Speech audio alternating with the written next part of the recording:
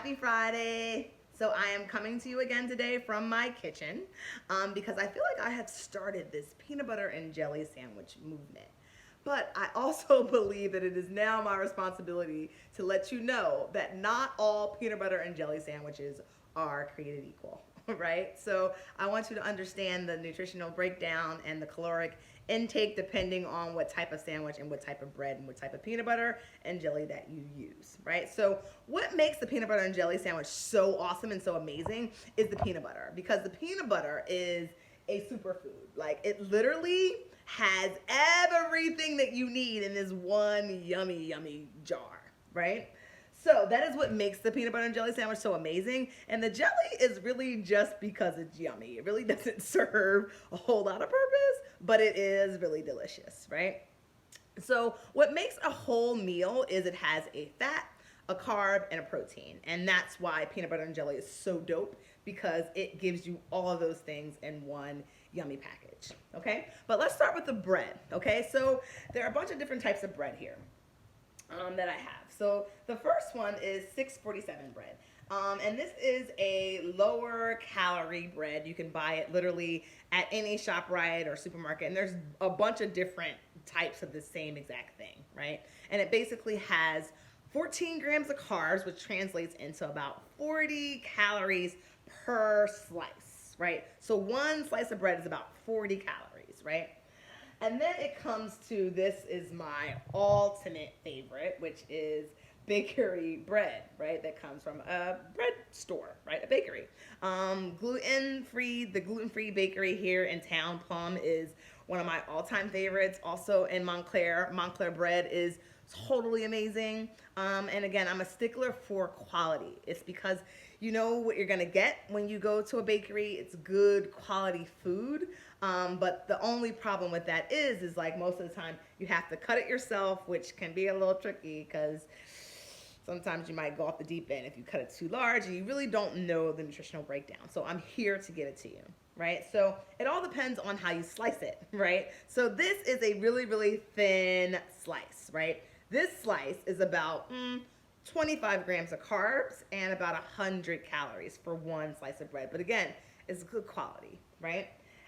But this slice is a little on the chunky side, right? That's a little bit chunkier. That slice of bread is probably about 35-ish grams of carbs and about 130, 140-ish calories per slice. So just have to be really mindful of the bread, right? And then here goes my ultimate least favorite, which is Ezekiel bread or sprout bread. I mean, I think this shit tastes like cardboard, but you see I have it. So it does serve a purpose. It has a little bit more fiber in it, and it has some other really wonderful nutrients for your body.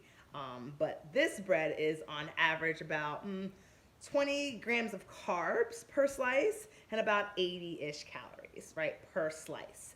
So again, the type of bread is what decides whether or not you can have a half a sandwich or an open face sandwich or a double decker, right? So I like to say that most, if you're going for a snack, about 250 calories for the entire thing. That means the bread, the peanut butter, and the jelly are about 250 calories, right?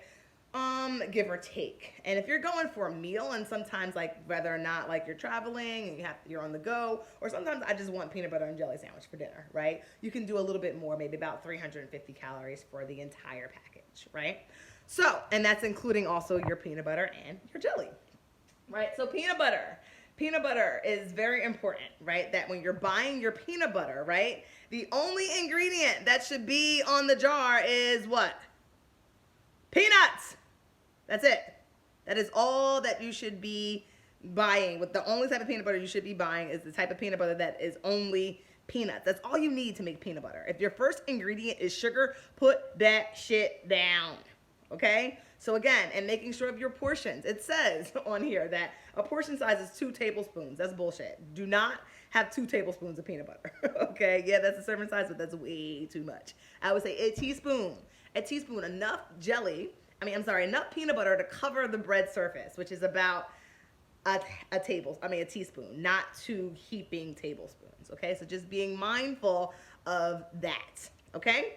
And also when it comes to your jelly, again, I'm a stickler for quality. a quality product, making sure and again, you can get this from anywhere, ShopRite, Whole Foods, wherever, right? But it is a good quality product. And what do I mean by good quality product?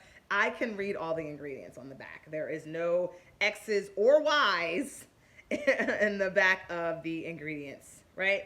There is the first ingredient, again, is raspberries, right? So if your first ingredient is sugar, put that shit down, right? And again, jelly is sugar. That's what it is. It's sugar. Fruit is sugar, and when you add sugar to sugar, it's sugar, right? So but we want to make sure that it's good quality sugar so that our body is not taking so much time to process bullshit ass chemicals that you're putting in, and it can just kind of process this yummy goodness in the way that it's supposed to be made, right?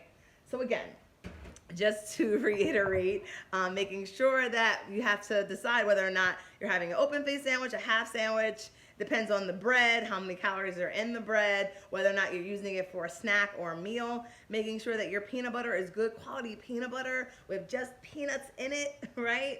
And that your jelly does not have any X's or Y's or preservatives. You don't really need that extra stuff, right? So just being mindful, again, guys, as to what it is that you're putting into your body. And please understand and know that, again, not all peanut butter and jelly sandwiches are created equal, and just making sure that you are paying attention to what it is that you are feeding and putting into your body. Okay, so these are all things that I'm going to make sure that are ingrained into your psyche.